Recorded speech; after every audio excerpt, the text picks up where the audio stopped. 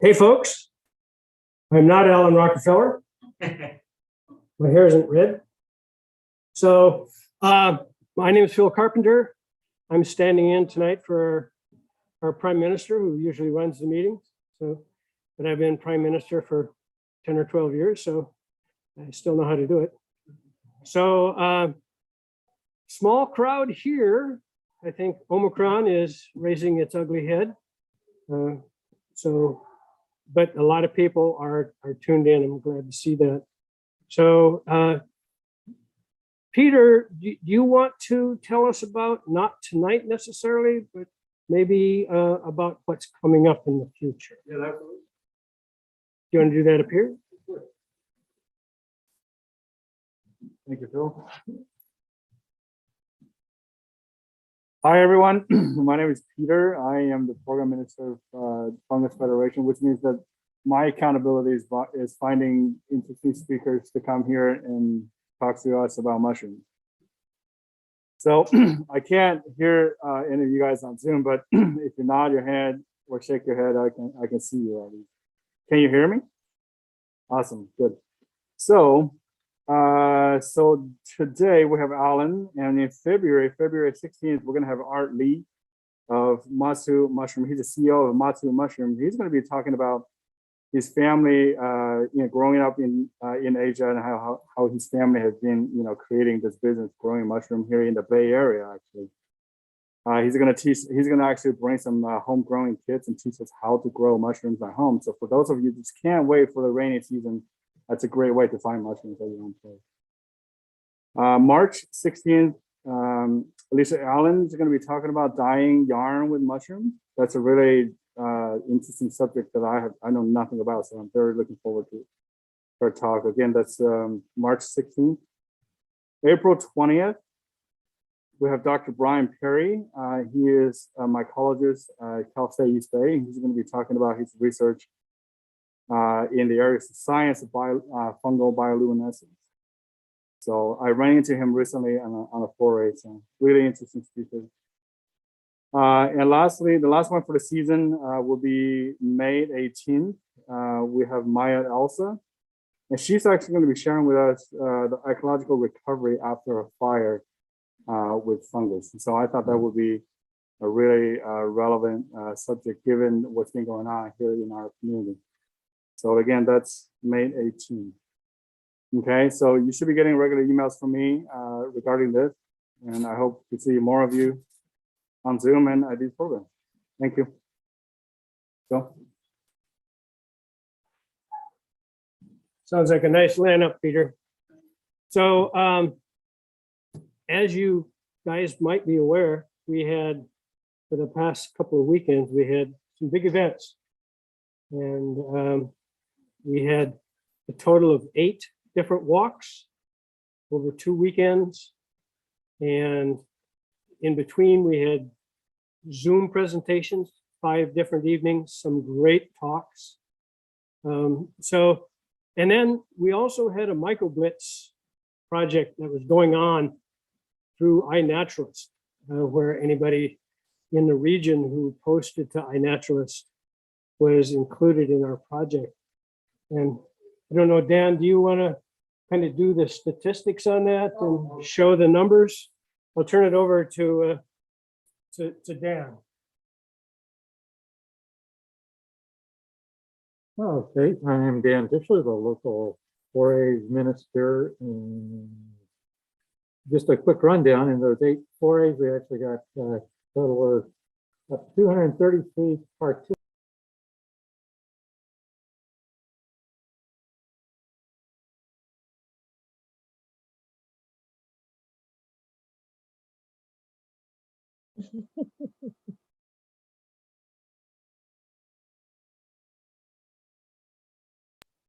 Oh, okay. I hope you can hear me now.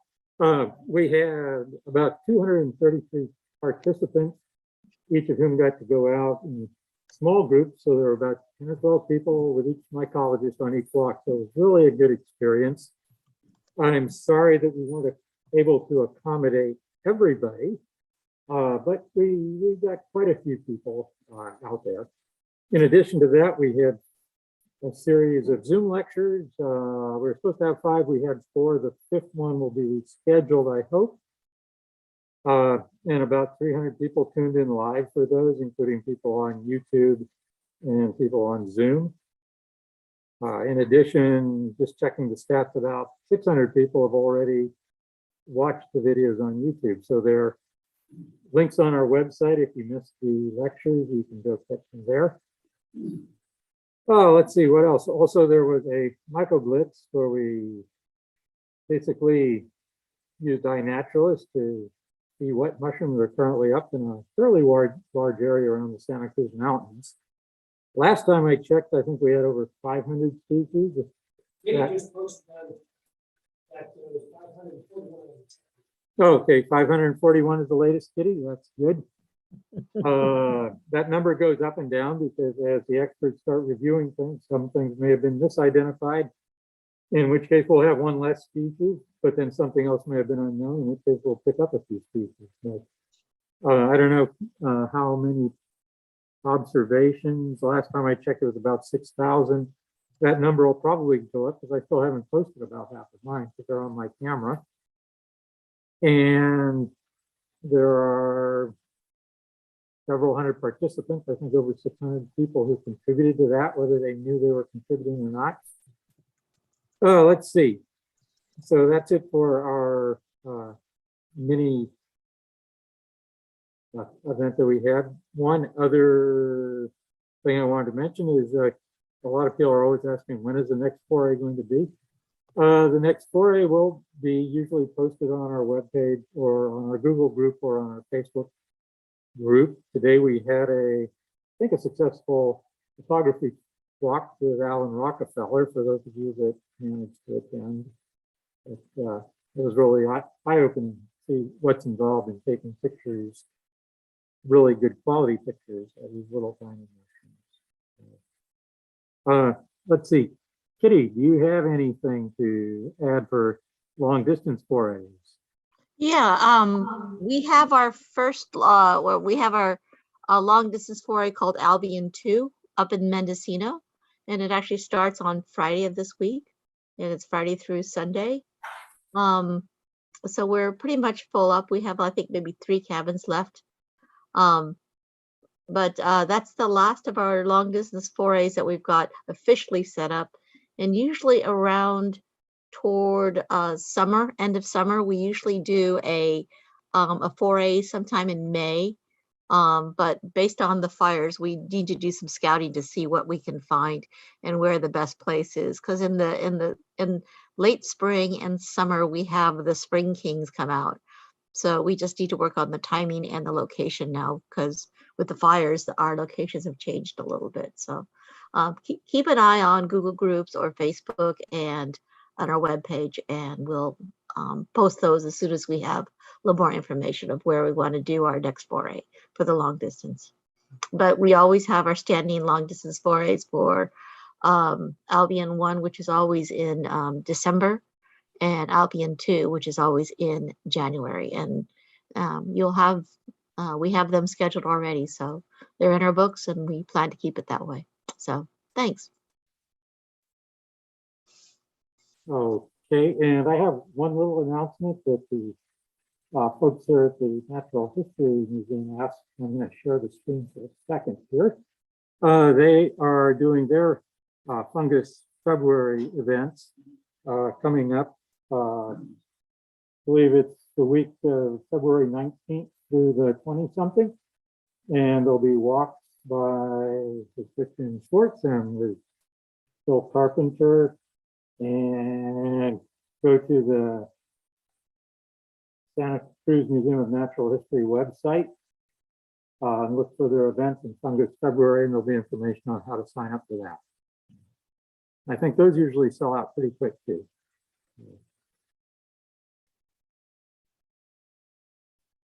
Let's see, have we forgot anything? No. Musical chairs here. So COVID has again prevented us from doing an in-person identification class. Last year we did one remotely. I was really, really surprised how actually well it went. So we're going to plan to do that again. Planning is in the works. We will be sending out notifications how we're going to do that, but that'll all be done through Zoom. Typically, it's a 2-session event. And so it includes people going out, getting mushrooms, and details will follow. So if you're interested in getting on an ID class, we will be doing that probably during February. Doesn't really matter, when we do it, as long as we have mushrooms to look at. So with that, unless there's anybody else has something to add, Peter, if you would introduce our speaker, please. I'm actually going to be part of that. Oh, no.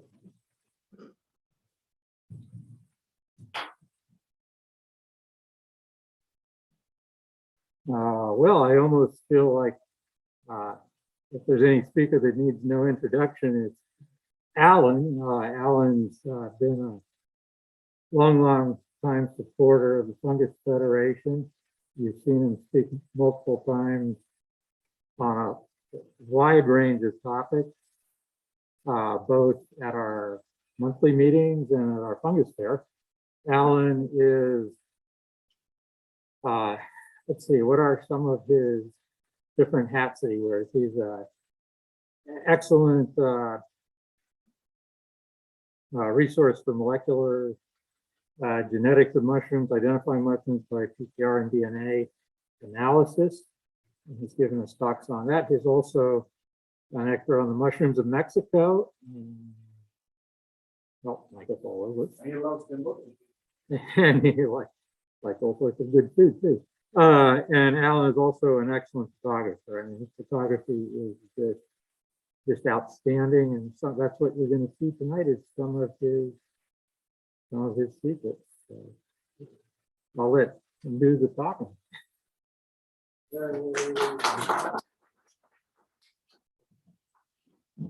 All right, thank you very much.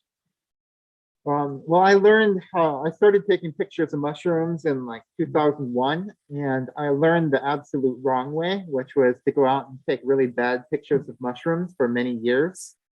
And so I realized later, if I had just asked like somebody who knows how to take pictures, like, hey, how do I take a good picture? I could have been 10 years ahead of where I am now. But I guess I'm really stubborn because I didn't do that. But so when I'm going to try to do in this talk is to teach you what you need to know to get a really good picture of mushrooms, all the stuff I had to learn the hard way.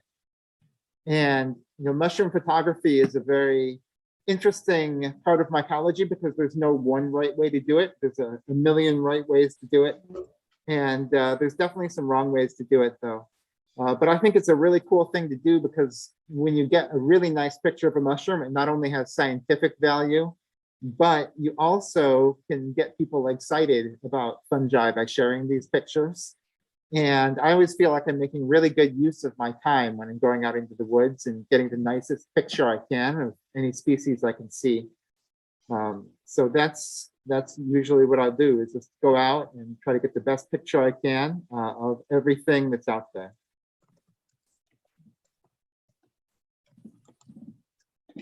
So I'll share the screen. Did that work? Maybe. Cool.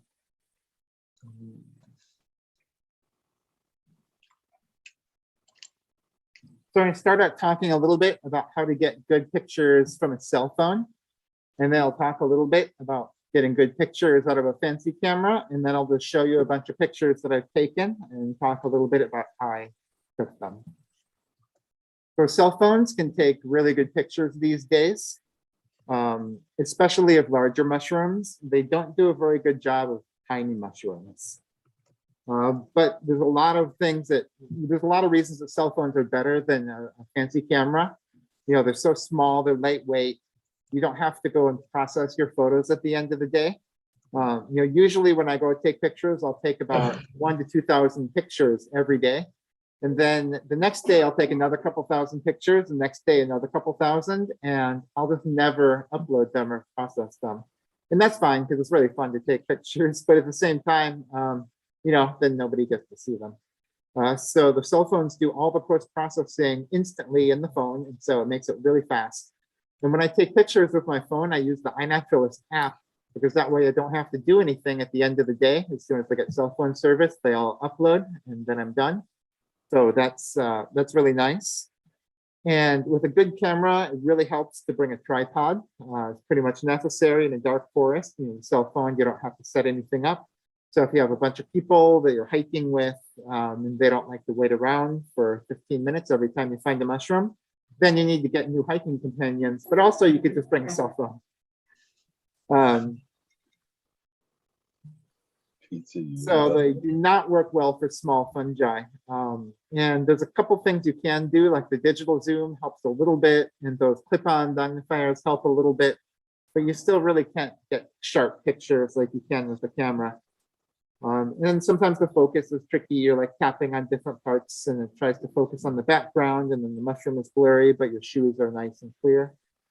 And then with a good camera and a good lens, the background looks really nice and blurry or sharp, but it doesn't look kind of yucky like it does with a cell phone. It's just like what's in focus looks good, but as it starts to go out of focus, it starts to get these smears of color, which does not look good. And the images aren't as sharp. The new phones, they say they're 50 megapixels. Maybe they make that size file, but I don't believe they're anywhere really like that. Because with a good camera, if you shoot the picture right, you zoom in to 100% and it's still razor sharp. Whereas a cell phone, you zoom into 100%, it's pretty blurry. But a really big thing is the depth of field. And the depth of field is how much of the picture is in focus. And with the camera, you can adjust that. And with the cell phone, it's set. But you can get some really good mushroom pictures with cell phones. So here is a picture I took of Matsutake with my cell phone. And here's the same picture I took with the DSLR. And so I flip back and forth between them. They both look pretty good. Maybe the cell phone picture looks a little bit better because it's a little bit brighter. But if you zoom way in, the DSLR picture has a lot more resolution. You can see all the fine details. And also, if you look at the cell phone picture, the highlights are blown out, which means that the detail is lost in the brightest parts of the picture. And one of the main things you can do as a cell phone photographer is to adjust the exposure. And that's a really important thing to do. And so if you have like a white mushroom on a dark background, you should always lower the exposure compensation, because once your highlights get blown out, like once part of everything is all white, you lose the data and there's nothing you can do to get the detail back. So if you have a white mushroom in a dark background, it's a little bit different than an iPhone or Android, but you can dial down that exposure compensation and your photos will look way better. So if you do try to photograph a small fungus with a cell phone, you want to get it as close as possible. So if you get it too close, it gets really blurry. So I always move it too close and then pull it back just enough so it's nice and sharp. And then you have the digital zoom, which just throws away megapixels, but that's fine if that's just background that you didn't want in your picture anyway. So usually what I'll do is move the phone too close, pull it back until it's nice and sharp, and then just use the digital zoom on the screen until the mushroom fills my screen. And that's about as good as I can do in a cell phone. Here's one I took with a cell phone of a little tiny Bobidius. It's not terrible. You can see there's like a little bit blurry around the edges, but it's pretty reasonable. But good photographs of mushrooms don't just happen. It actually takes a lot of thought, and it's not difficult. It doesn't take me very long to take a good mushroom picture, but if don't think about it and I just kind of like put the camera somewhere and press the button, I'm not going to be very happy with the results. Maybe 1 out of 10,000 will be really good if you do that. Whereas if you think about which mushroom you want to photograph, that's really important. And where you want the camera, how you want the mushroom set up, then it only takes maybe 30 seconds, 1 minute to do these calculations, but you'll get like a really spectacular photo. So it's really important to choose which mushroom you want to photograph. And To do that, I like to choose ones where there's several mushrooms in different stages of development. And if you can get them all in the same frame at the same time, then that's really cool. But sometimes you're trying to do something artistic with just one mushroom, and that's fine too. But here, some Craterellus tubiformis, and you can see I got some big ones and some small ones. And I set some of them up so you can see the gills. Usually what I'll do is I'll try to find the best cluster just naturally growing out there as I can, and then grab some other mushrooms from around the area and set them up next to that cluster that's already in the ground. So these ones on the right, they were there, they were like that. And the ones on the left, I found just, a few feet away and set them up next to them. One thing I noticed is that if you have an odd number of mushrooms, it looks really good. If you have an even number of mushrooms, it looks bad. I don't know why that is, but it definitely is true. And if you're using iNaturalist, the AI in iNaturalist, the AI actually works extremely well if you get a photo that has the underside and the top of the mushroom in the same frame. Now the AI only looks at the first mushroom of the first photo of the observation. So if you take a bunch of photos and some of them show the underside and some show the top, it only looks at the first one and it doesn't care anything about all the other pictures. So it's really good if the first picture that you take with the iNaturalist app can have the underside and the top, and then it'll be pretty accurate. Posted out on YouTube. Oh, nice. So the lighting is really important because all the camera does is captures the light that's out there. Occasionally the natural light is really awesome. Like maybe there's a cloud or a mountain behind you and all the light's bouncing off the cloud or the mountain and coming from behind you, and there's nothing you can do to improve the lighting because it's perfect. But that only happens about half the time or less. Usually it's good to add a little bit of lighting. And what I usually do is use these little LED lights. I have some pictures of them, but there's no substitute for natural light. Natural light's always the best. So what I try to do is make it so like 90% of the light comes from natural light, and about 10% of the light comes from some artificial light source. And that helps to fill in the shadows and gives you a little bit better color, while still giving you a nice natural look. If you have too much artificial light, it can look really awesome, but it'll never look natural. It will always look artificial. And sometimes that's okay, but usually, mushrooms are in nature. You like your photos to look natural. And then a lot of cameras have a flash on top of them. Those are never good for mushroom photography, especially just because of the shape of the mushroom, because you'll cast the shadow right where the gills are, and that's like the most important thing that you're trying to see. So you'll notice if you buy like a $1,000 camera, it'll have a flash on top. If you buy a $5,000 camera, it won't have a flash on top because they don't want to tempt you to use that flash because they know it'll ruin all your photos. So here's a picture I took with the flash. You can see the shadow is right exactly. Oh, shouldn't have hit that button. The shadow is exactly where I don't want it. Let's see.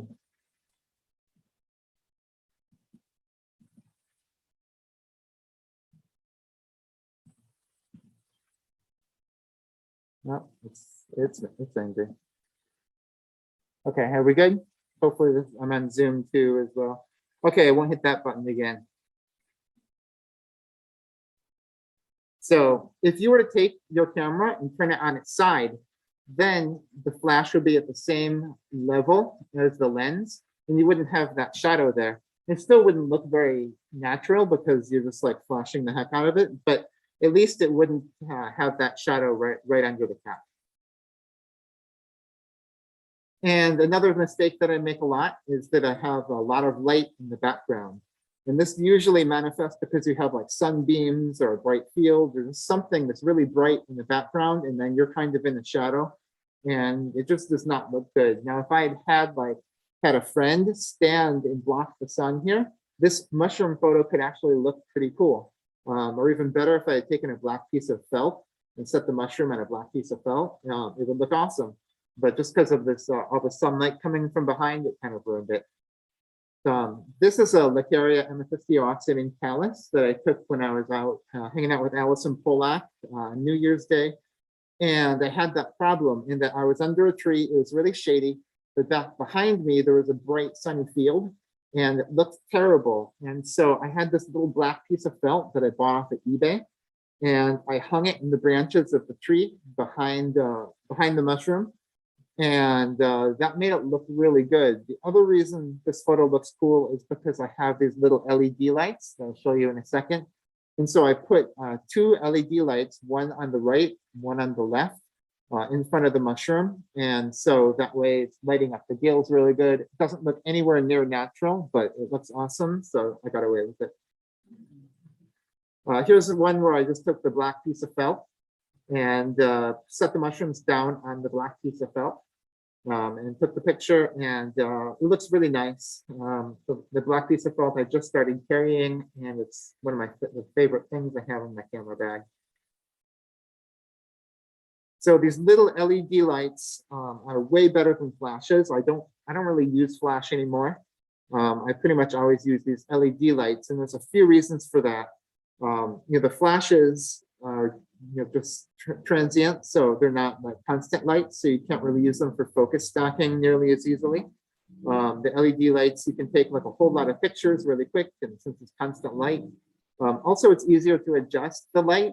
These LED lights, you can adjust you can dial in any color you want, and you can also change the intensity. So I just like to have it so that a little bit of light comes from the LED light, most of it's natural light. You can also use a reflector. It could even be like a white t-shirt or paper towel, anything white, just to bounce some natural light up onto the stem. But it's really easy to overdo it. So if you do that, you just want to have a tiny bit of light bouncing up, but not so much that it looks weird, because your eye expects the light to come from above. So these are the lights that I carry with me. All 3 of them are from this company called Ulanzi. And this one here is really cool because it's really long. And so the longer and larger the light is, the less shadow it casts. And usually what I'll do is just stick it in the ground vertically and then turn the intensity down to like 1 or 2%. And it just adds a little bit of light so I don't get a harsh shadow, but it's really nice.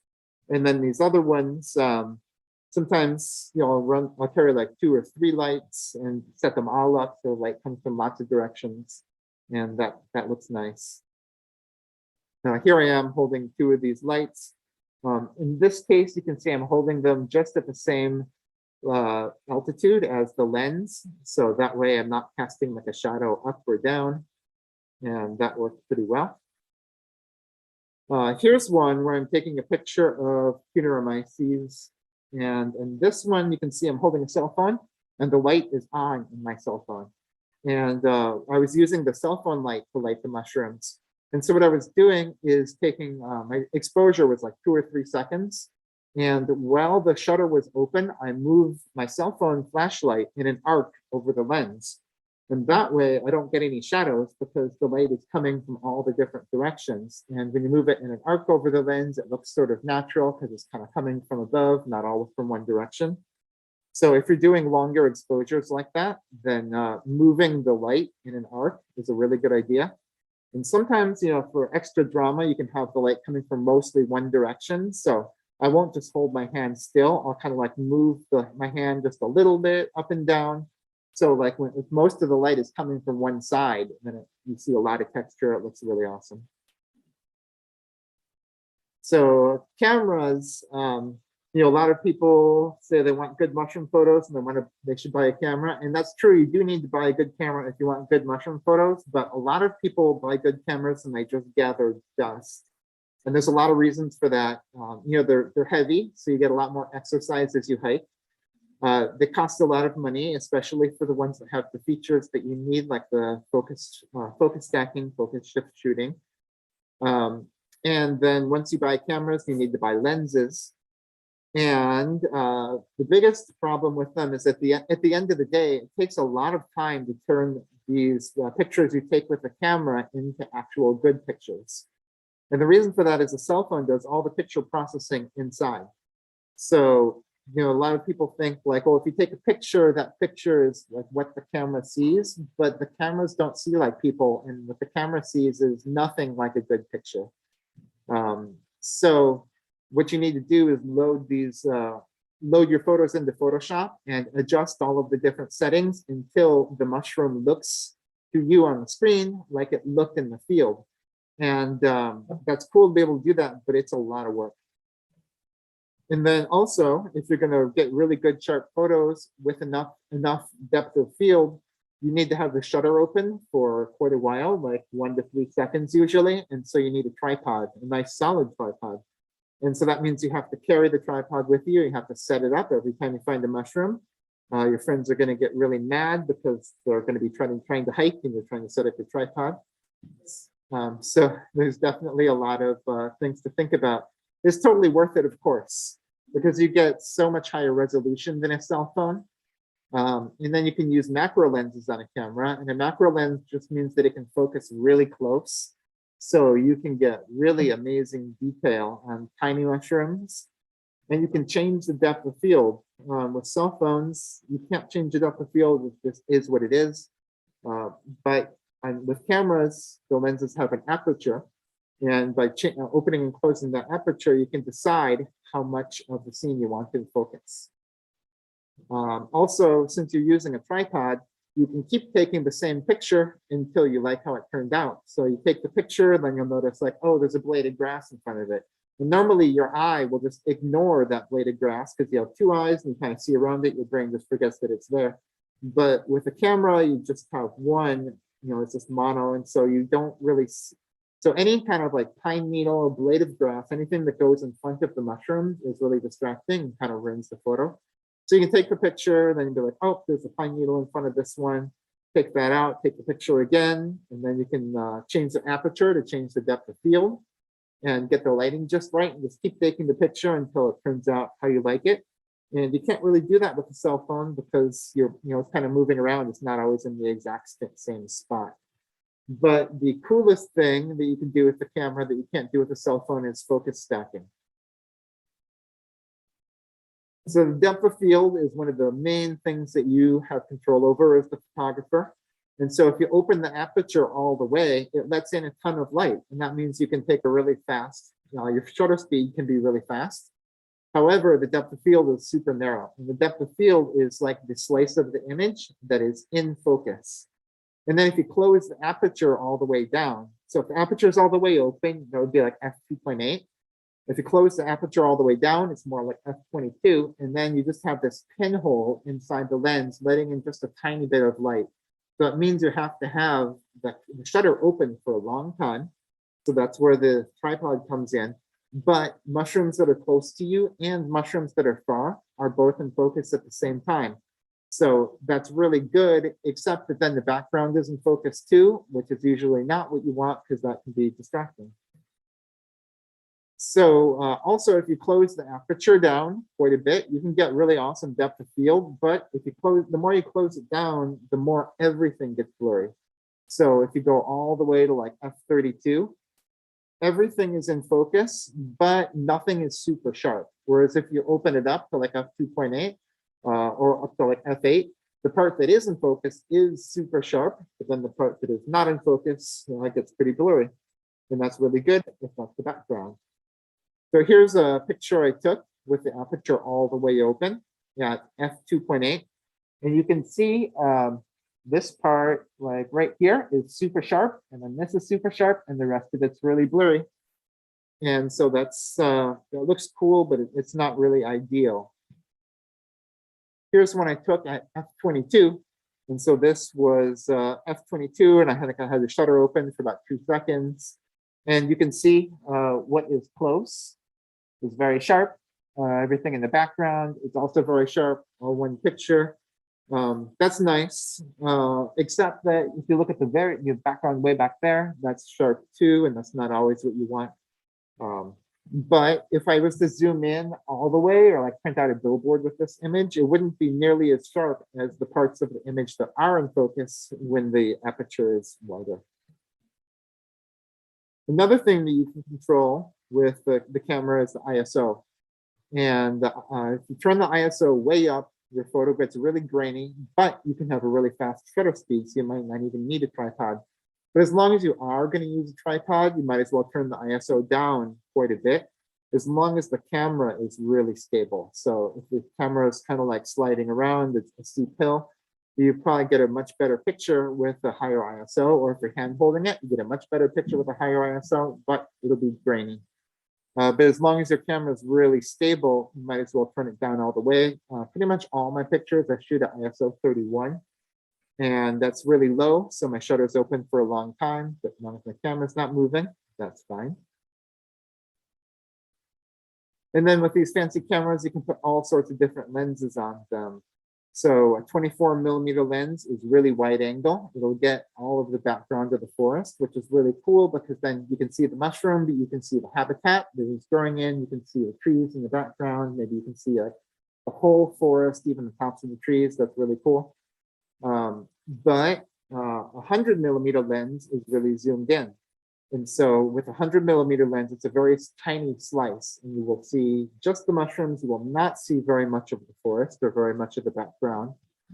So your picture comes out really different depending on what kind of lens you use. And I've decided that I really like about a 50mm lens with a full frame sensor. I think that's just about perfect for mushroom photography. So I recommend a 50 or 60mm macro lens. These days, I only carry one lens, and that's a 50mm macro lens. And if I do have to take like a really wide angle shot of like the whole forest or a landscape, then I'll just turn on manual mode and I'll take like 20 pictures, just like press the button really quick as I pan it across, and then stitch that all together automatically in Photoshop. And then you get like a 300 megapixel picture, which does have, really wide. But there's a lot of really interesting lenses. Like I have this 15mm macro lens, and it can focus extremely close, but it also gets the whole background, the whole forest at the same time. But if you get a fancy camera, you'll probably end up getting a bunch of fancy lenses, and then you have to carry them. You'll get even stronger every time you. So one of my favorite things that I've started doing recently is focus stacking, and focus stacking allows you to combine a bunch of different images into one image. And this is how it gets really important when you have a tiny mushroom. So the smaller a mushroom is, the less depth the field would be. So if it's a really tiny mushroom, even if you close your aperture down to like f32, you still can't get very much in focus. So with focus stacking, what I do is I open the aperture up all the way, and then I have the camera take a whole stack of photos, and it takes usually between 30 or 40 photos. But if I want the camera to focus all the way close to all the way far, I'll have it take like 120 photos. But that way you can get infinite depth of field because you can just combine as many photos as you want. And so okay, so most cameras cannot do focus stacking in the camera, but the newer ones do. I carry a Nikon Z7, and that has a feature called focus shift shooting. And that way you just tell it how many pictures you want to take and how much you want it to change the focus between each picture. And it just goes ahead and takes a whole stack of pictures very quickly. It usually takes 5 to 10 seconds to take all of the pictures. And that's a really nice feature. Canon calls it focus bracketing. Olympus also does it. In fact, Olympus has been doing this longer than any of the other camera manufacturers. So the cheapest cameras you can get on the used market that do focus bracketing are Olympus. So if you don't have focus bracketing, and most cameras don't unless you have a really high-end camera, there's a couple different ways you can still do focus stacking. If you have a really fast shutter speed so you can hand hold it, then you can just turn on high-speed shooting and hold down the shutter and just slowly move the camera towards the mushroom, and it'll take a stack. And you have to have pretty steady hands, but that can work. The other way to do it, which is what most people do, is a focusing rail. So it's just a little knob that moves your camera back and forth precisely. So you put the camera there and you move it back until just the very front of the mushroom is in focus. Take a picture, turn the knob, take another picture, turn the knob until you got everything. And it's not quite as fast, but you can get one of these rails for about $100 and then do good focus stacking even with a cheap DSLR camera. This is what the focus shift shooting looks like on a Nikon. And so you can see, I just tell it how many shots I'm going to take. And Yep, so 59 is kind of a lot. Usually I'll do 30. And then the focus step width is how much you want it to change each time how much you want it to change the focus each time it takes a shot.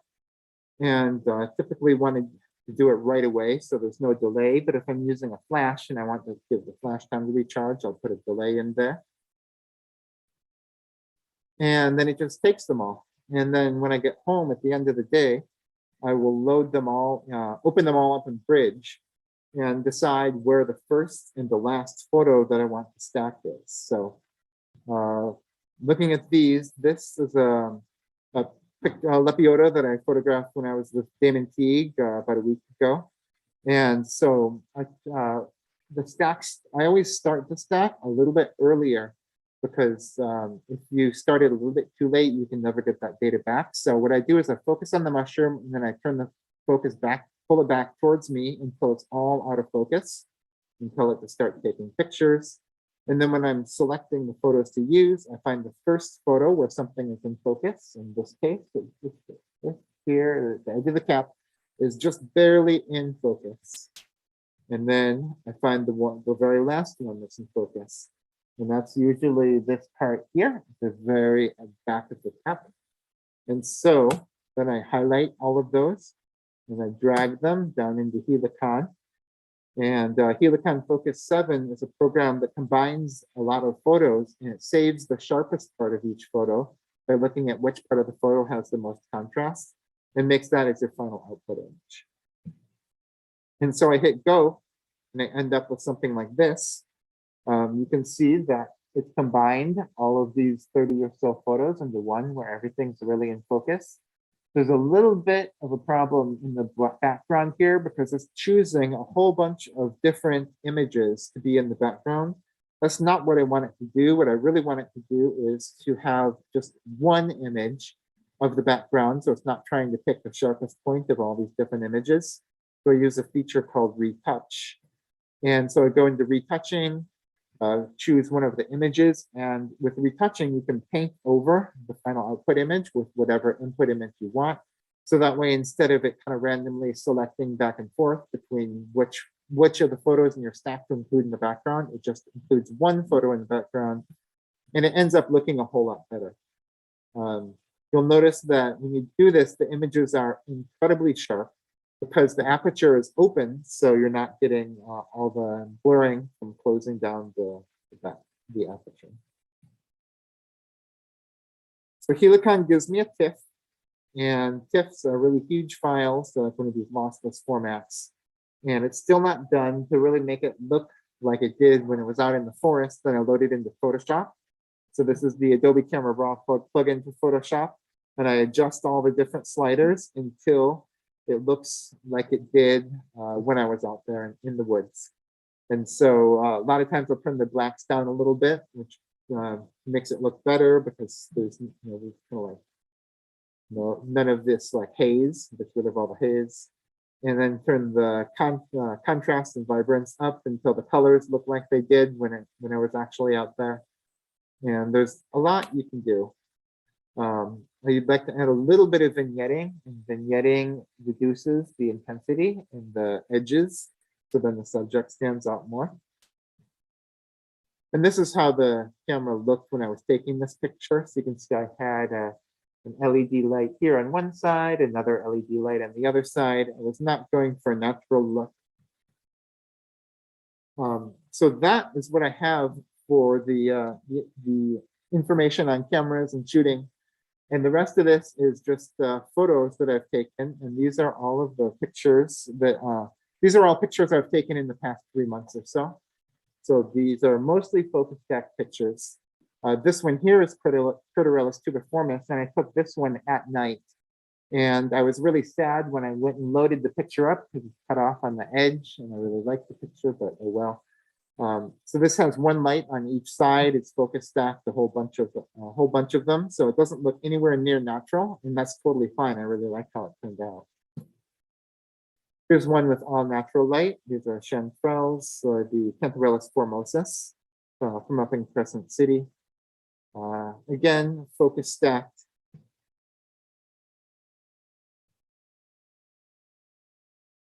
And somehow I drew a red line on there. I did that. It's okay. This one here is Fistulina hepatica. And Fistulina hepatica is, you find it on chinkapins and wax myrtle. But if you cut it open, it looks really awesome.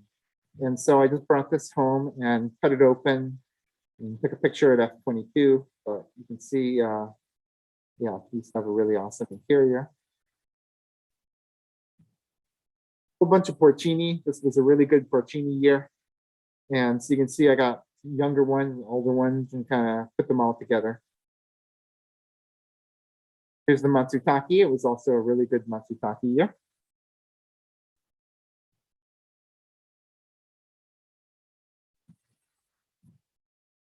And it's Matsutake I sequenced the DNA of. And that's something I like to do whenever I take a really good picture of something. I always like to sequence it because I really want to know what is this that I photographed. And so being able to see where it comes out on the phylogenetic tree lets me know exactly what it is, or if it doesn't tell me exactly what it is, at least it tells me what it's related to and where else in the world this certain thing occurs.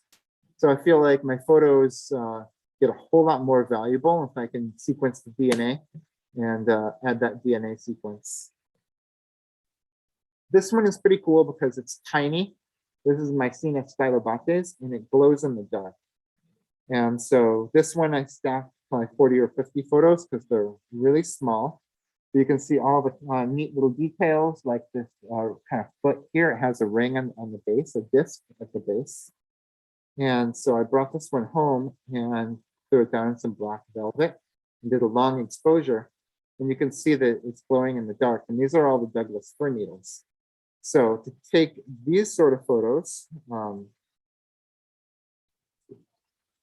keep drawing more red. I suppose that's okay. I don't know how to clear it. Maybe it's annotated. You can clear it. Awesome. So this was about a 2.5 minute exposure. And what I like to do when I shoot these mushrooms that glow in the dark is I take the same picture with light and without light. So I set up the tripod and then I open the shutter, and I'm usually like in my bedroom or in a bathroom. It's super dark. I'll move the light in an arc over the lens. You can see there's no shadows here. And then I get a nice picture. And then I take another picture, and what I'll do is I'll set the ISO as high as it goes. That looks awesome, thanks. I'll set the ISO as high as it goes, which makes the photo really grainy, but it makes the camera extremely sensitive to light. And so I'll do that about 30 seconds at ISO like 200,000. And that will just tell me what in the scene is glowing, if anything is glowing. And it's really nice because the camera adjusts to the dark way faster than my eyes do. And so once I see that, I have an idea of what in the scene is glowing and how much it's glowing. Then I will lower the ISO, maybe something more like ISO 1600, and leave the shutter open for 3 to 5 minutes. I think it's other people drawing. It's like Gary and Pam did that. That's hilarious. So yeah, so the first one is like a real quick, really high ISO, and then I'll shoot a longer exposure with a lower ISO, and that's how I get like a nice clean photo that is things that are glowing in the dark. And you can see in this one, the mushrooms themselves are not glowing at all. If you look at where the mushrooms are, they kind of look like ghosts in here because it's only the mycelium that's glowing. This is Mycena phyllotes. It's the undescribed species we call Mycena phyllotes. This one's really cool because it smells like mothballs. And it looks really cool in ultraviolet light. So the other kind of glowing mushrooms are fluorescent mushrooms. So bioluminescent mushrooms make their own light, and you can see them just by walking in the dark in the forest. Fluorescent mushrooms, you shine ultraviolet light on them, and then they change the ultraviolet light into visible light. And so the bioluminescent mushrooms is always green, whereas fluorescent, there can be a ton of different colors. And so these fluorescent lights make it really fun to walk through the woods at night, and fluorescent photography is really fun. I think I brought this. Yeah, here's the fluorescent light that I use here. There's a couple things you need to look for when you're looking at a fluorescent light, but I'm pretty sure the best fluorescent light on the market is called the Firefly C8. And this one is about 40% brighter than the Convoy C8 that most people have. And it doesn't have this black spot. But I won't shine it at anyone because it's supposed to be really bad for your eyes, but you can see it's a really bright ultraviolet light. And so this photo here is stacked. So I took about 30 pictures and I just took this light and kind of shined it up from below. So the whole mushroom is illuminated and did the stack. And I always like to take the same photo with ultraviolet light and with visible light. This is just taken with one of those Ulanzi LED lights. Took it right at about sunset, so it's almost no natural light. But that way I can flip back and forth between them and you can see which parts of the mushroom are fluorescent. This one's really cool, Dendrocolibia racemosa. It's also extremely small, so it would have been pretty much impossible to get a nice picture of these without focus stacking. This is one Dendrocolibia racemosa that I did take without focus stacking. And you can see that it turned out okay, but it could have been way better. This is one with focus stacking. And when you start your stack, it's important to start it as early as possible because in a lot of these pictures, you'll see like it gets really blurry down there, and like the part before the mushroom is. A lot of times you'll see this part really blurry, and then this part isn't good focus. So I like to start the stack so it's like down here, and that way the foreground is nice and sharp and doesn't get blurry until you get into the background. It makes it look much more natural. This one is Romeria eriospora. And this one, I did focus stack it in Medicina State Forest. But for this one, I set the camera on the ground because mushroom pictures look really good when the camera is on the ground. You can do it really easily with a cell phone, especially if you take your cell phone and flip it upside down so your camera is like right on the ground. It looks really cool. But a lot of times the camera kind of rolls around, and I can make that happen a lot less by leaving the tripod on it. So the tripod was on it, but the camera wasn't sitting on the tripod. The camera was sitting on the ground, but because the tripod was attached to the camera, it was a lot more stable, and I was able just to take the series of 30 or so photos that I needed to make this. This one, I have no idea what it is. I sort of suspect Marasmius calhounii, but it looks really cool in ultraviolet light. And so I collected it, I'll sequence it, see what that is. And then this is an entoloma, and the entelomas go blue in ultraviolet light. And so I really like the color that you get. They're almost the exact same color as those blue entolomas from New Zealand. And this one here, yeah, this is stacked, and this one's also stacked. Here's a hemimycena. This hemimycena is the one that has the really widely spaced gills. And you can see these things are really, really tiny. And they never would have been able to get a picture like this, even with at F32 without stacking. So this was about 60 pictures stacked. These are all cypress needles. And then here's my the other hemimycena. This one is super common, and we actually found hundreds of these on our foray today. I noticed them because the gills are pretty closely spaced for hemimycena, and they often have an eccentric stike. So the stem is attached kind of at the edge of the cap instead of the middle. And one day I'll figure out what these are. Not today, probably, but I have a big collection of them. It's been sitting on the dashboard of my car for about 3 months now.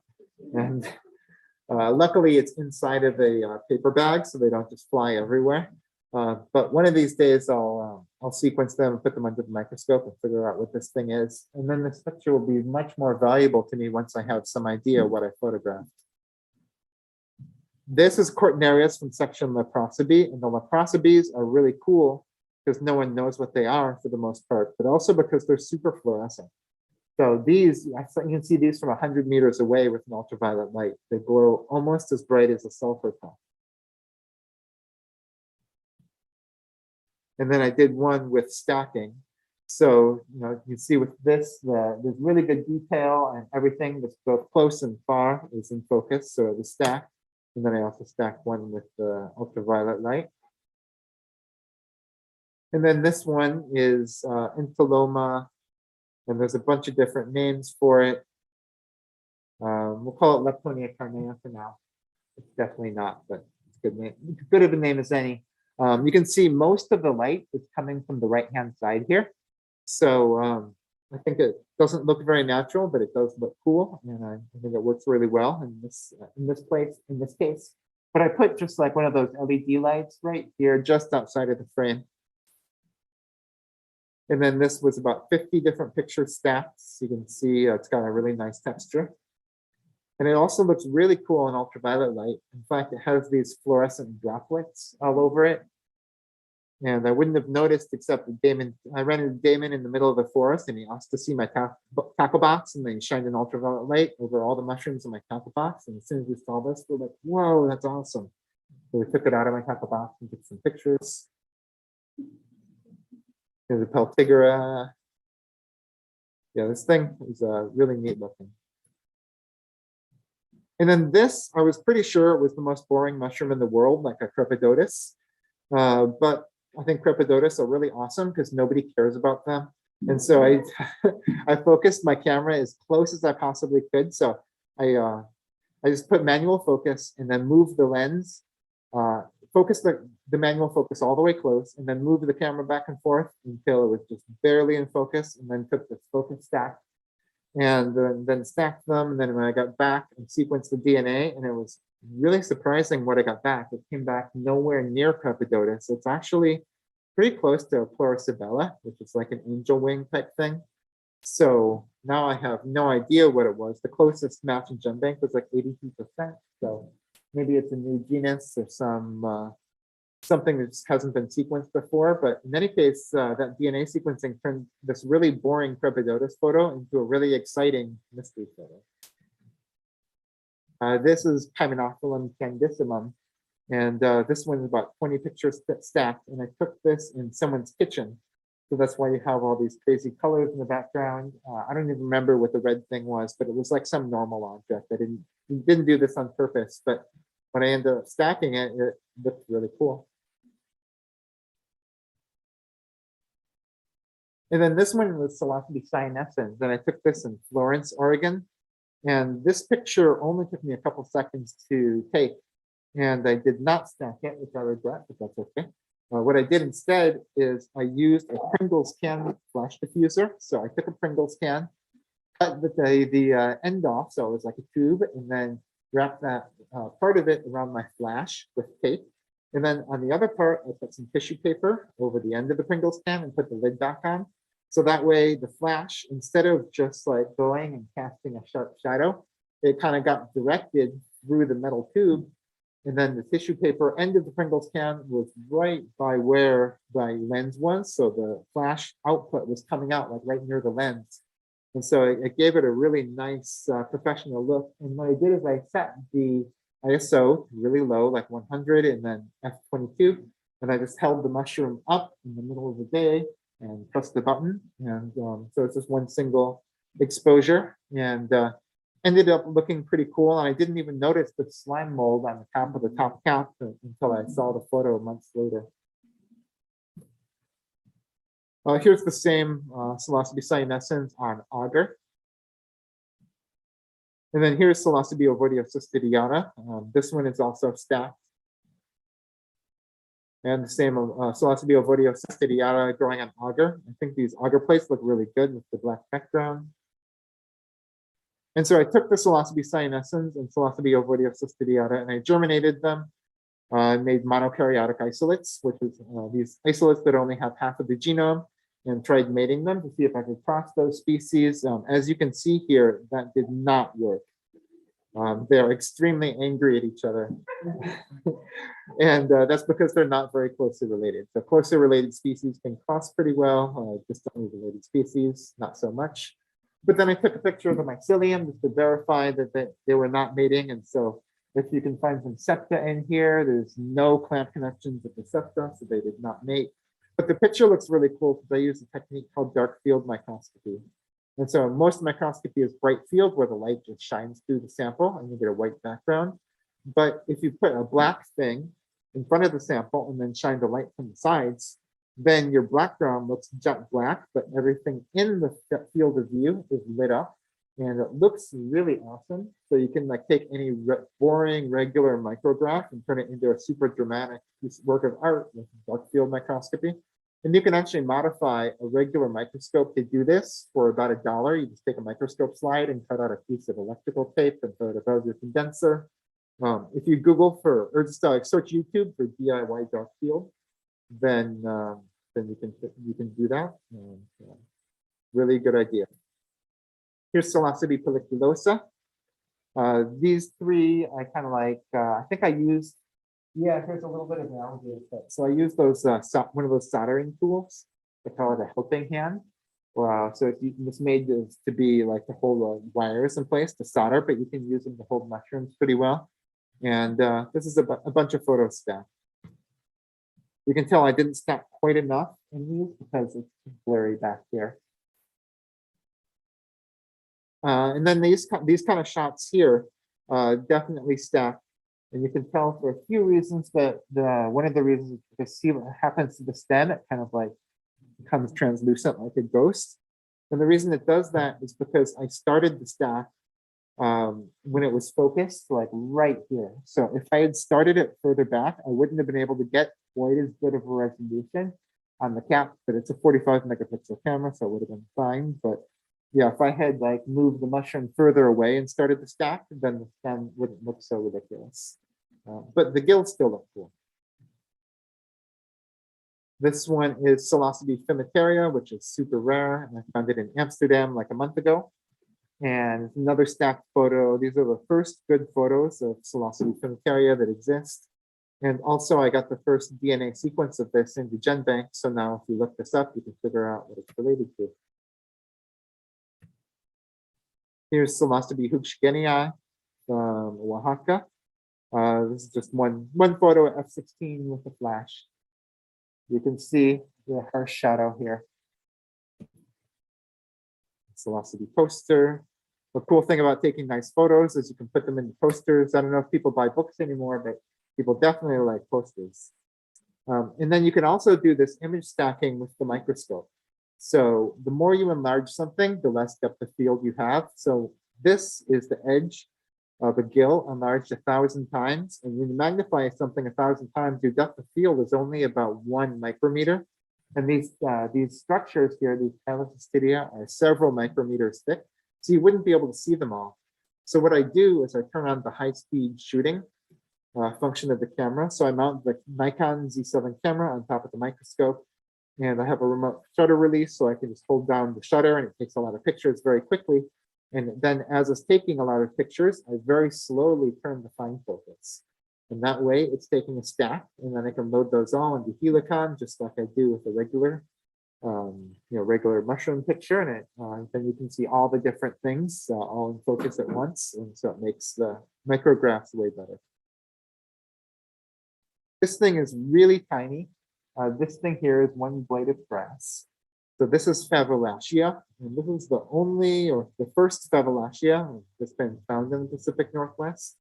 Ava Arvas found it in Washington. Really cool little thing. And then here's Rusula dissimulans, probably actually a new species, but you can see this one stains really bright red wherever you scratch it and then turns black. But a really cool thing about this, well, this turns really red. Oh, yeah, they're really fluorescent. So this is just regular white light and then ultraviolet light. And then I took a really close up of the gills, and they look really awesome. So I just focused the camera as close as I possibly could. The manual focus all the way close, and then did a stack of like 40 or 50 images. And then combined that and popped it a little bit, and got this cool picture of the droplets on the gills. There's the Hypomyces that eats tubaria. I first saw this at the Santa Cruz Fungus Federation Fungus Fair a few years back. And here's this one we found today a whole lot of. It's super common, Wisteria macratioflavum. This is another one where I did manual focus all the way close and then stacked 20 or 30 photos. So this whole thing was about a centimeter across. And I was really sad because when I was done photographing it, it fell off the log and I could never find it, so I don't have the sample. But plants can look really cool too. This is a Viola glabella. It's a violet, a stream violet. And again, I like to take the same picture with white light and ultraviolet light so I can switch back between and see which parts are glowing. Here's Salvia divinorum, a hallucinogenic mint from Oaxaca. These again are stacked and I used the black velvet. So I had, and these you can see it looks really dramatic because I had the light coming from behind them. So I had the light coming from two sides, above and below, but both behind, and no light coming just by the camera. So it ended up looking really cool. And you can use the same technique for like little tiny mushrooms like Macrotyphula. They look really awesome with light behind and from the side. There's the another hallucinogenic flower. This one's the Brugmansia. I don't want to eat those.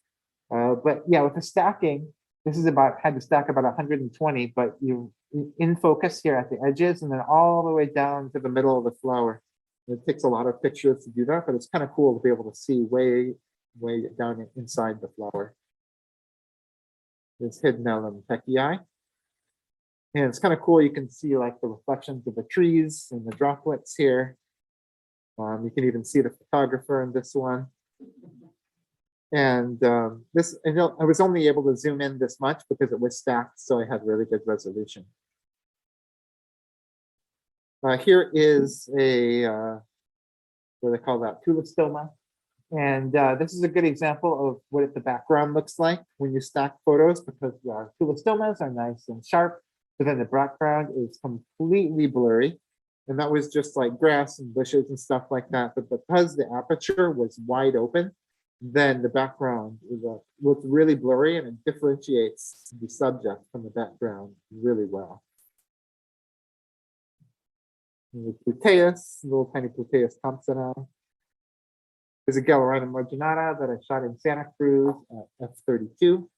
And so when you close the aperture so much, it makes the whole thing blurry. But if you're only just posting to the web or giving presentations, nobody can tell the difference. But if I found this again, I would definitely stock it and then it wouldn't be blurry and it would look exactly the same in this talk, but it would look way sharper if you zoom all the way in. Here's one I took in Quail Hollow just a couple weeks ago with Phyllotaxis nidulans. Manual focus all the way close on these and then stacked about 40 or 50 pictures to get it to look like that. Here's the whole thing. And here's a new undescribed species of Lactarius from mushrooms of the redwood coast, Lactarius acrid orange, also from Quail Hollow. These are just set on top of a piece of black velvet.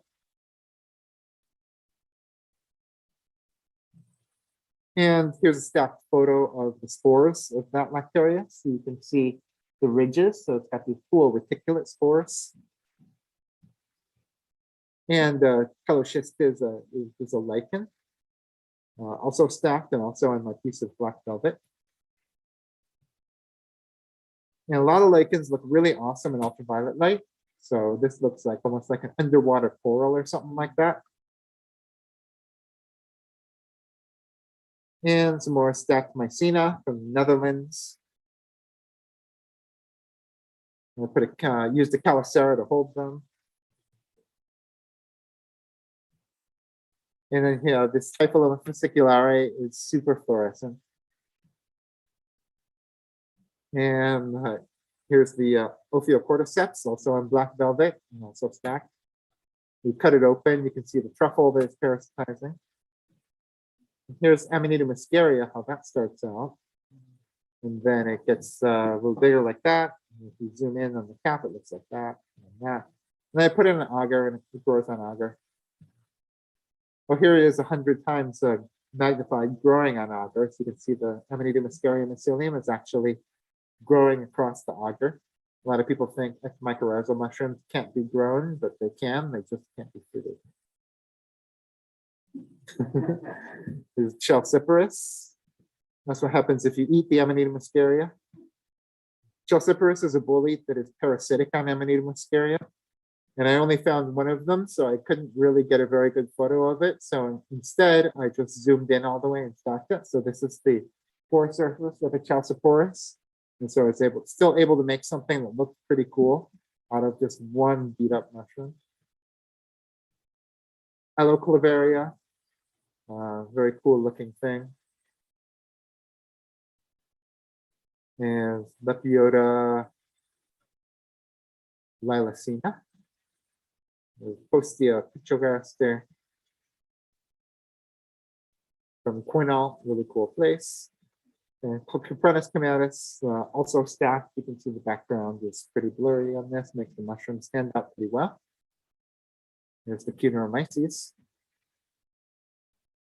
And here is Mycena. Oh, what's this one called? I don't know. I see it all the time in Mount Rainier. My favorite Mycenas. Here's the gill at 100 times, 400 times. So these are the Chylocystia. And again, I stacked these so you can see like everything in focus at once. Very cool orange Chylocystia. That one. This one is really awesome. This is the Usnea, and it has fluorescent squamatic acid, so it's dripping off of it. So I took this picture at 3 in the morning in the rain. But it's totally worth going out in the forest at 3 in the morning with a black light because the stuff you see up there is amazing. Here's Xylaria hypoxylon, which is something we saw a lot of today. And Oroscalpium vulgare. Here's a Douglas fir cone, here's the old one, and then a new one growing out of the old one. That one, I started to stack really close and went really far, so I took about 120 pictures. I set it down on black velvet. I got really good resolution out of it. There's Mycena hematopus. So this is the bleeding Mycena. I just cut it with a razor blade. And here's Soretio futiculosa. This is one of the slime molds that we saw today on our walk. Very cool looking thing. There's the partial veil on a Gomphidius. There's Crepidotus applanatus. I didn't even know this was a Crepidotus when I photographed it, but I sequenced it and it matched a lot of Crepidotus applanatus sequences in GenBank, which doesn't mean it is Crepidotus applanatus, but it means that this is what a lot of people call Crepidotus applanatus.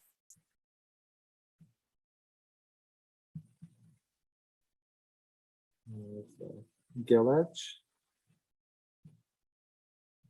And Rhizina undulata is a crazy mitral-like thing that's all over Point Reyes and probably all over the CZU burn because it only grows in burned areas. There's a duff cap. And this one is kind of cool because I started the stack around here and then didn't end it until it's back there. So the mushrooms are really good in focus, and also the mountains in the background are in focus. But the weeds were blowing in the wind, so they look all funny. So what I could have done is use the retouching to paint over those and fix that, but it looks kind of trippy anyway, so I left it.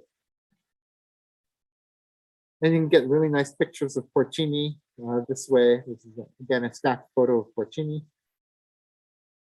And some Amanita pantherina.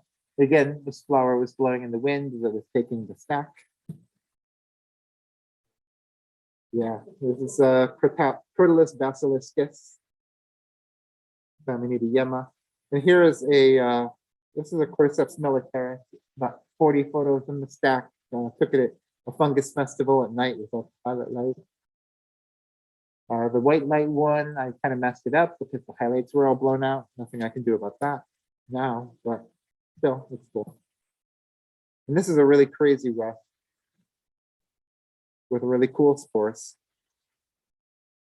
And here's one of my favorite things. This is a Pseudobolitus parasiticus, so it's a bolete that parasitizes scleroderma. And if anybody has any questions, I can take them now. Thank you very much.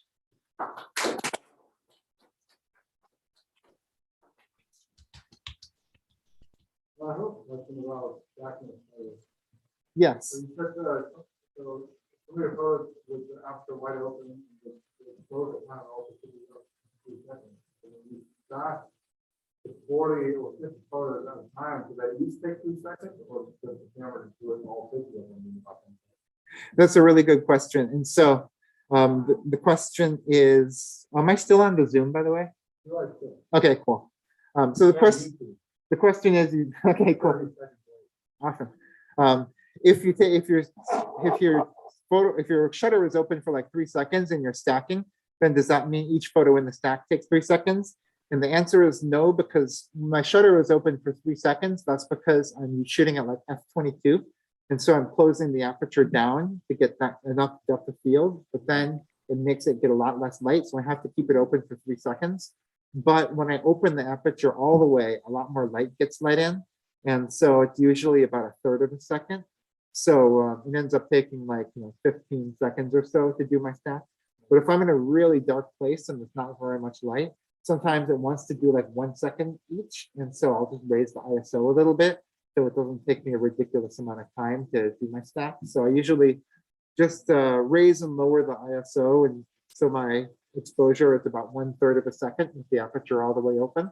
And that way I don't have to wait an unreasonable amount of time for my stack to finish.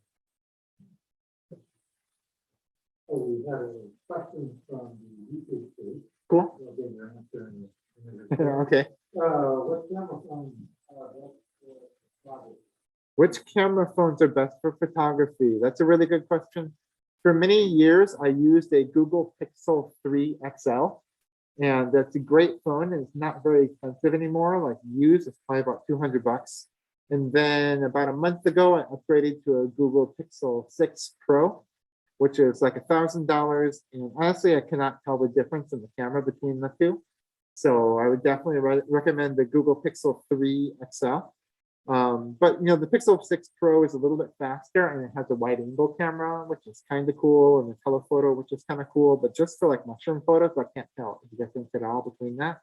But I like the Google Pixels. I know that the iPhones take really good pictures too, but I always see people in the field with iPhones having trouble focusing.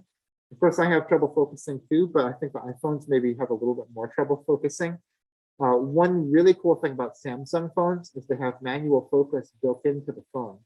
And so when I had a Samsung phone, I really liked it because when I was taking a picture of anything small, I would turn on manual focus, and then I would set the manual focus all the way close, and then just move the object closer or farther from the phone until it was in perfect focus. And that way I knew for sure that I had the most resolution I can get out of the phone because I was using manual focus and wasn't trying to focus further out.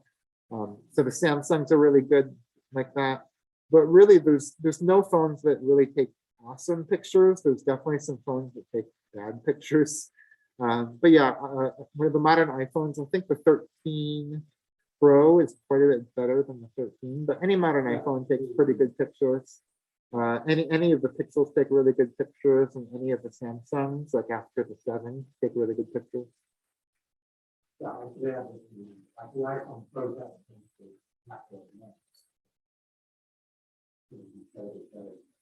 Oh, cool. Yeah, I didn't know iPhone Pros had a built-in macro lens. And I think what I'd really like to see is the image stacking built into that. I think that's probably a software update we'll give you soon. But yeah, I'd love to try that out.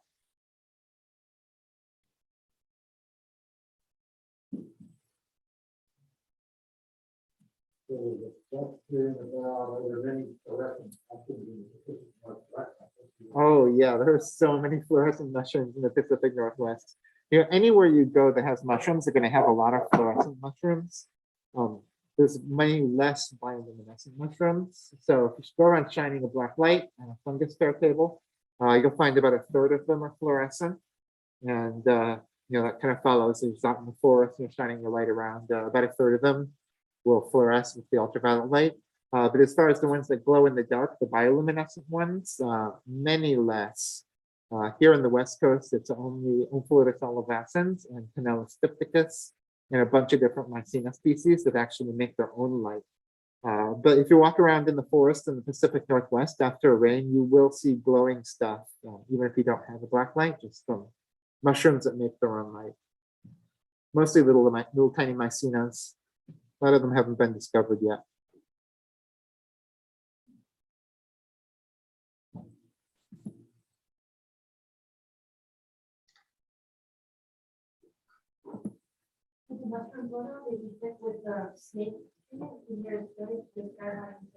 Oh, yeah. So the question is the mushroom photo with the snake Photoshop, and is the story? It's not Photoshopped. It's just a regular picture that I took at F22. But the story behind it is that I was in Mexico at the Mixlan Fungus Fair, and we were out mushroom hunting with a whole bunch of college students, and it was the class of Laura Guzman, who's the daughter of Gaston Guzman, who discovered all those different psilocybes. And so she's a really good university teacher, and her class is super into mushrooms, and her husband studies snakes. And we were out mushroom hunting, and he had a basket full of mushrooms, and he showed me his basket, and it was rattling, and he had a rattlesnake in his basket. And so he's like, don't worry, I haven't been bit by a rattlesnake in over 6 months. And so we decided that we would, we just walked around until we found some of these really nice mushrooms, the Amanita bassii. And then he put the snake in front of the mushrooms, and we all got pictures with it. And it was a very nice snake, and then it was released unharmed.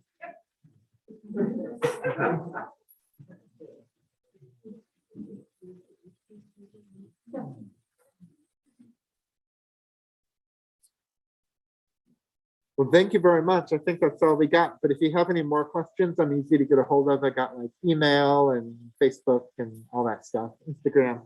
So I'm happy to answer any questions about photography or cameras or microscopy or DNA sequencing or any of that other stuff, any of the different communication channels. And thanks for coming.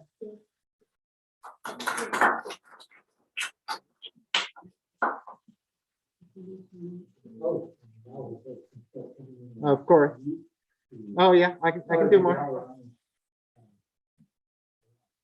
Are the Gallerans fluorescent? No, they don't glow hardly at all. Actually, there's one Gallerana baby piece has fluorescent chylophistidia, with little fluorescent droplets all over it. So the really toxic Gallerina, the deadly Gallerina, doesn't fluoresce much at all. But some of the tinier little dainty species of Gallerina can be really cool, like having gill edges. Like only the gill edge glows really bright in the black light. So they're definitely worth looking at, but not the big one. Did you say the fluorescent light? Okay, so the fluorescent light that I recommend is called the Firefly, FYRFLY C8. And so it's made by a company called Ingenious Designs. And this one's about 40% brighter than the Convoy C8 that most people have. And it's not made by patent trolls. And that's way too cool for these evil patent trolls. And it doesn't have the spot in the middle. So this thing is like ridiculously bright. It's so bright that when I hold it like this, I can feel the heat coming. So it's like, it's like several watts of ultraviolet power. You definitely don't want to shine it in your eyes, but it makes walking at night really fun. These things are about $100 and definitely worthwhile. And just like the regular lights, I'll open the shutter and then I'll move the ultraviolet light in an arc over the lens. And a lot of times it's kind of like with paint with the light. So if there's one part of the mushroom that's really brightly fluorescent, I'll just like kind of paint around that and just like not really hit it very much, but like the parts that are dimmer. And so that way I can get it to kind of like have all of the things showing up evenly. But yeah, it's really fun doing the ultraviolet photography and see so many cool things.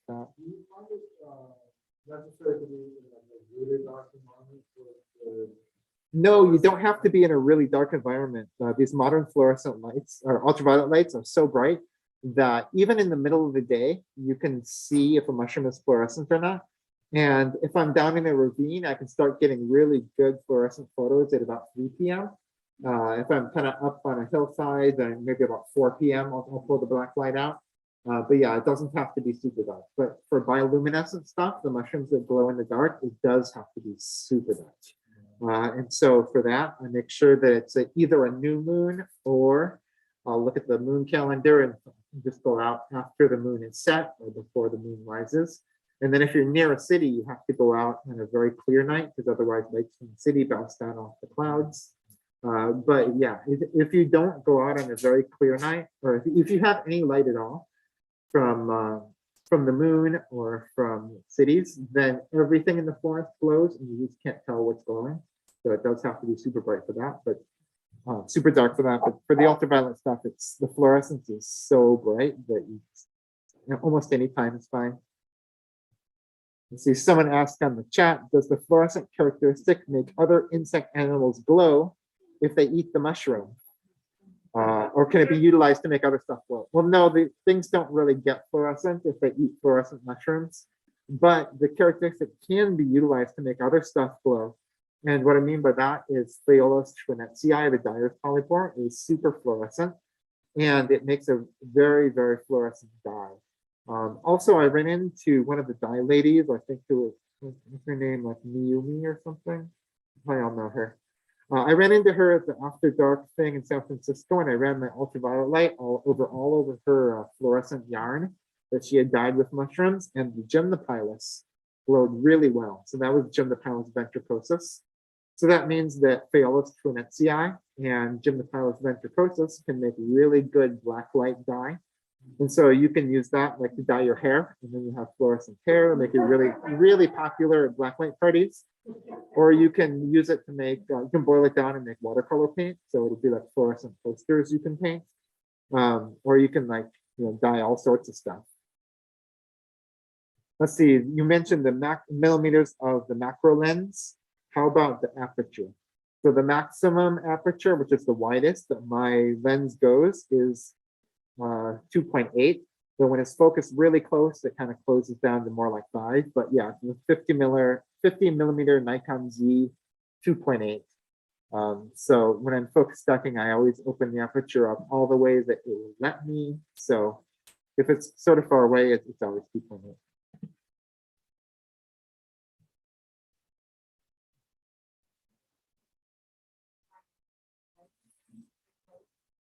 Is there a reason why things glow or fluorescent? That's a really good question. As far as glowing, the bioluminescent stuff, I think it attracts insects, because if in the middle of the night, something glowing is really attention getting, and so then insects come and they move the spores of mycelium around.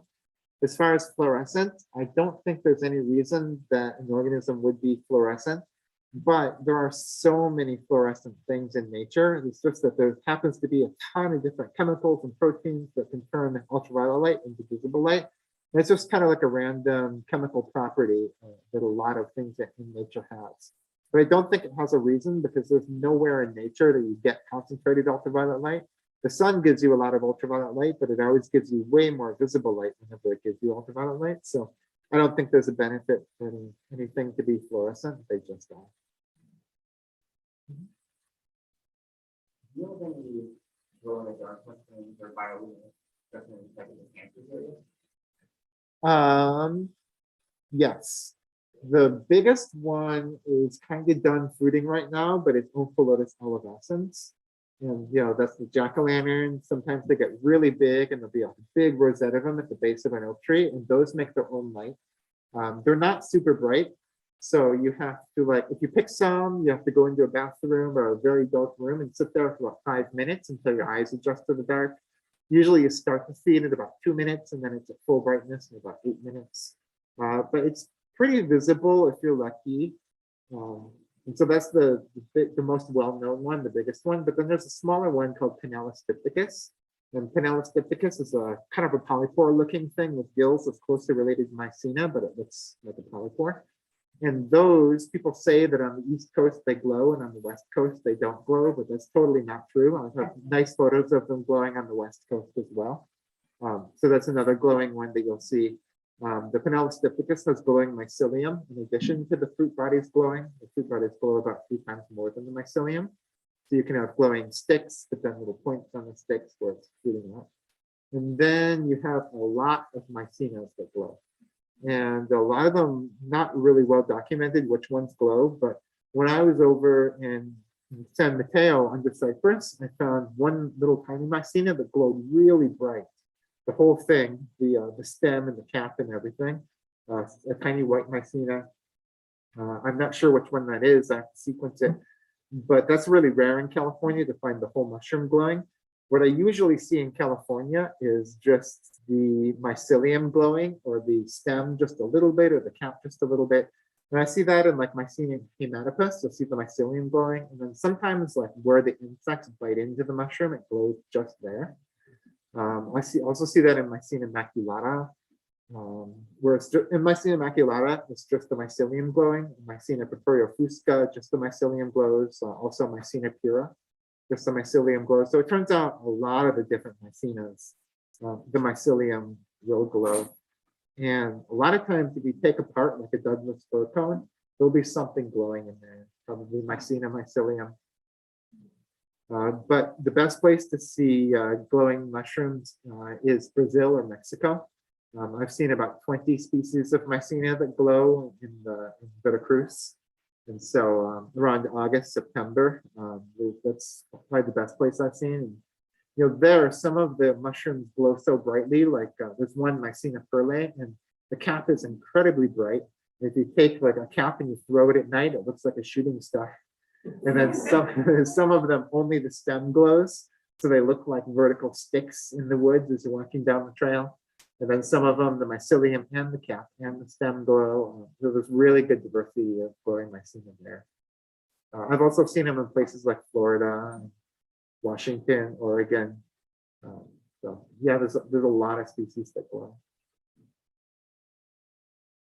Yep. So when you talk about your DNA sequencing and how you're identifying, you said you weren't sure of the identification, just the matches. So I was just curious, is that like an open source DNA database? Or? Yeah, so you know, when you sequence stuff, the one sequence by itself doesn't really have any meaning. It doesn't have meaning until you compare it to all the other sequences. And so the easiest way to compare it to a lot of other sequences is called NCBI BLAST. And what that does is it compares your sequence to everything that's been uploaded to GenBank. GenBank is run by the government, the National Institute of Health, but anybody can upload sequences to GenBank. So like I upload all my sequences there, and then next time somebody finds this weird rare fungi, they will see my record and then see my photos and the microscopy and then and also the GPS coordinates where I found it. And they'll be able to learn more that way. And then when they make their own phylogenetic trees, all of my stuff will be included in phylogenetic trees. But sometimes there just aren't any matches in GenBank. I also search for matches in Mushroom Observer and iNaturalist and Unite and Bold. So there's like 5 different places to look for matches, but most of it's in GenBank. But sometimes like the closest match is like 82%, and then you're like, wow, I find something really weird, and not only has no one ever found this, no one's ever found anything closely related to this. At least if they did, they never sequenced it. So that's the cool stuff to find when there's no sequence matches. And some things are just really obscure, like Entoloma. When you sequence an Entoloma, usually there's no sequence matches because they're just like that.